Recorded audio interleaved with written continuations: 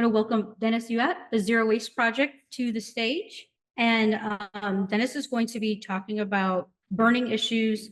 Oh, sorry, when the smokestacks come down, and he's going to be specific, or they are going to be specifically talking about an incinerator that was shut down in Modesto, California. Dennis actually resides in Berkeley. Welcome, Dennis. Hi, everyone. So yeah, in 2021, I was working with an environmental justice nonprofit called East Yard Communities for Environmental Justice, and we did a community-led visioning session, which later turned into a zero waste plan. And so we repeated the same exact process in Stanislaus County, and the reason why we did Long Beach in Southern California with East Yards and Stanislaus County with Valley Improvement Projects was because those were where the last two incinerators in the state of California were located. So this is kind of doing a quick overview of what we did with those community visioning sessions. And so I'm going to just build on Mike's presentations.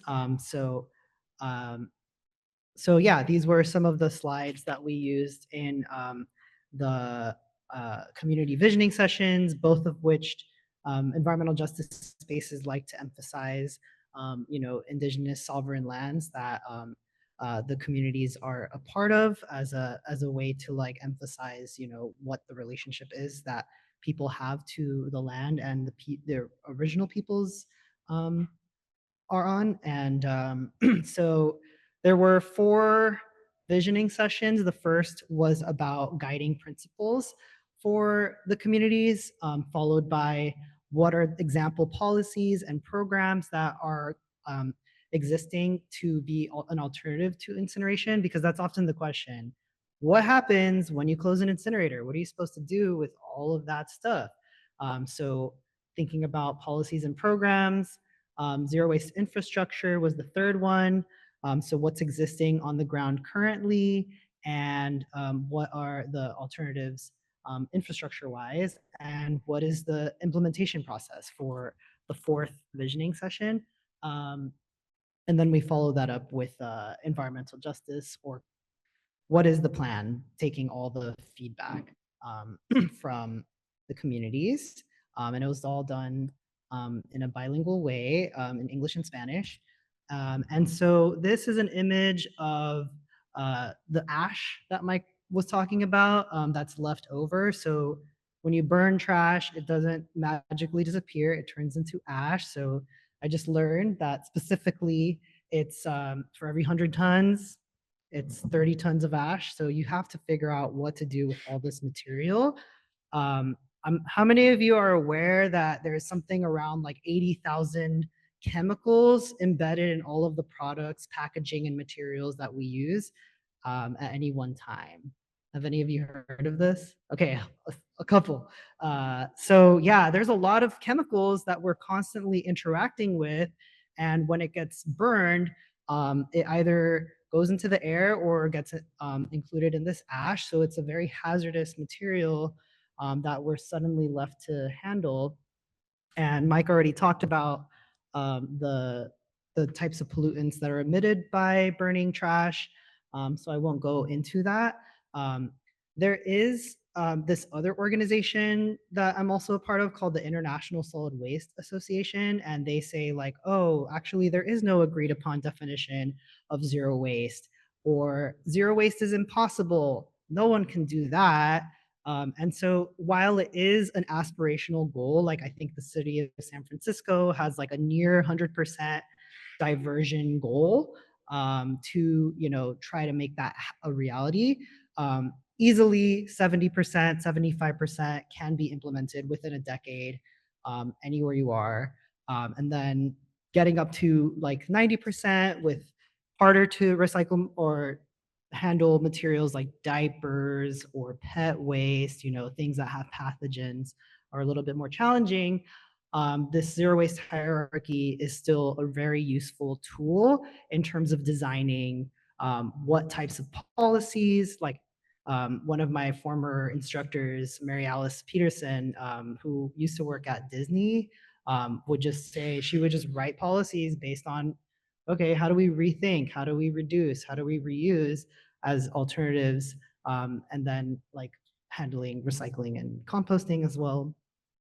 So these were some of the guiding principles for Stanislaus County. So they wanted to emphasize equity, inclusion, and diversity, empowerment, sustainability, and transparency and accountability. Sorry, that's repetitive. So these are images following those guiding principles to sort of guide the community process. There's a school group in New York. So they were an inspiration for us because they passed a styrofoam ban. So if you can't actually recycle a material, does it make sense to keep it flowing like single-use plastics within your community? And so similarly, there's the picture on the right is an example of fix-it clinics. So if you break something, is it possible to repair it before you throw it in the garbage, or let it go to waste?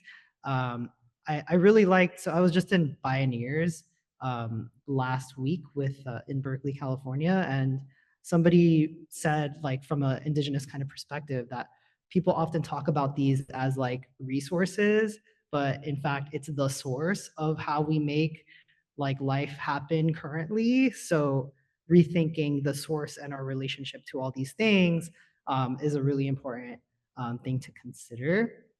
So this is a big slide, very text heavy, but these are all the policies, programs, and infrastructure alternatives that the community in Stanislaus was able to come up with to build on their existing programs. And Stanislaus County is kind of an interesting place in California because it was, while I do live in Berkeley, Berkeley claims like we're the first to recycle. Actually, there is a recycling program that did start in Modesto first in the 70s. So I don't mind saying that. But the first thing that's very important in any community is to establish a zero waste goal. So what is the specific number that you think your community can get to by what date? So, we had zero waste by 2020 at UC Berkeley. We didn't quite get there by 2020, but the point is that it created a goal that we can align and strive towards. And once you get that process in motion, you actually do see percentage points move in that direction. Sorry. Rate structure incentives, single-use plastic bans, deconstruction requirements, uniform countywide outreach and education. So this is really building on a lot of the presentations we've already seen today and how important it is for education to be like a part of any programs that you're doing. Because if nobody knows how to properly like sort, like, or knows that, food can decompose into soil, people aren't going to separate. Green teams, community-based social marketing. I'm not going to read everything, but it's just to show that we came up with a bunch of solutions. And so those are the answers of like, oh, what are we going to do instead of burning it? Well, a lot. This is an equation of what diversion is, and what disposal is, and what generation is. So just diversion is everything that's recycling, composting, reuse, or even source reduction. Disposal is landfilling and incineration. So waste generation is both diversion plus disposal. So everything that you're doing, landfilling, incinerating. So that's the total waste generation. And so what we were able to do was we took those initiatives and we started with a baseline of, in Stanislaus County, they're combusting or burning about 218,000 tons a year, 478,000 tons are landfilled, 590,000 is diverted. The current diversion rate that they have is actually a 46% diversion rate. And based on the analysis that actually Amanda Waddell, I don't know if Amanda's here. Raise your hand. So Amanda, who's in Gainesville, Florida, right here, really helped me with these numbers from Zero Waste USA. Um, and we went in and basically created that calculation to raise the current rate from 46% to our projected 74% with the policies that we came up with. Um, so here is the statewide map. The statewide breakdown of what is in the trash in California. So organics is almost 30%. Inerts, construction and demolition material is 12%. Glass, metal, plastic, and paper, much of which is recyclable, arguably, other than the stuff that should be probably banned. But a huge piece of this pie, about 70% or so, can be readily reused, recycled, or composted. And so we applied all of the policies and programs and infrastructure alternatives and calculated our diversion that we can move out of the incinerator. And so it is the equivalent of 72,000 adult male elephants can like walk out of the incinerator and then go into these other places. So 218,000 tons was burned at Covanta at the facility in Crow's Landing in Stanislaus County. And with the calculated diversion potential, that's like more than enough. So 361,000 tons. It's pretty technical. And then we also calculated the metric tons carbon dioxide equivalent reduction based on the same policies. So you get 89,000 gasoline powered passenger vehicles out of the trash, and also the 72,000 elephants. And that's the greenhouse gas reduction calculation. So basically the plan that we came up with is to work with the county. So let me go to so yeah, they were telling us that they were resource constrained and don't have the capacity to add significant new costs, and a new effort is needed within the county. So counties often have limited resources, and so the collection and processing infrastructure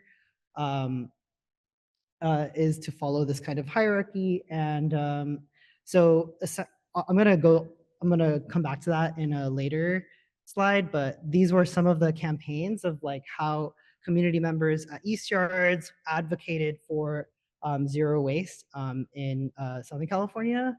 And then these are more images of repair fairs, tool libraries, door-to-door composting. We had excellent presentations on industrial scale composting and how to scale up. And this is an example of deconstruction. So rather than coming in with demolition vehicles and destroying everything and sending it to a landfill, you can also deconstruct it. And this is a picture of Urban Ore in Berkeley, which famously has a bunch of doors and windows that you can like kind of go through that were deconstructed or scrapped. So they're really good alternatives. And then from a lifestyle perspective, switching to reusables away from single-use materials. And this is an awesome slide from Pal from Sweden. So thank you for all your work in Sweden and trying to re-envision, rather than just sending everything to a landfill, is there a place where when vehicles are dropping material to sort them so that people can actually use them first? So yeah, here's the community partnerships.